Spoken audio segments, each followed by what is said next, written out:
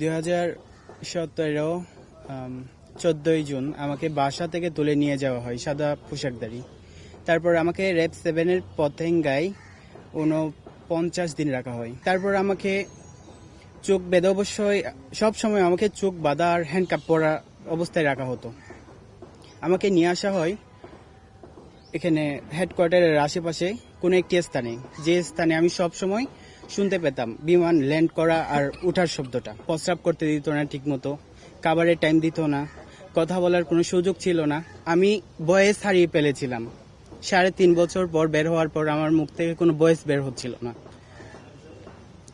আমার এমন অবস্থা হয়েছিল যে প্রস্রাব করার মতো আমরা তাদেরকে ডাকলেও আমাদেরকে প্রস্রাব করতে নিত না। পানি খেয়ে যখন প্রস্রাব ধরে রাখতে পারতাম না, সেই বোতলে আমাদের প্রস্রাব করতে হতো।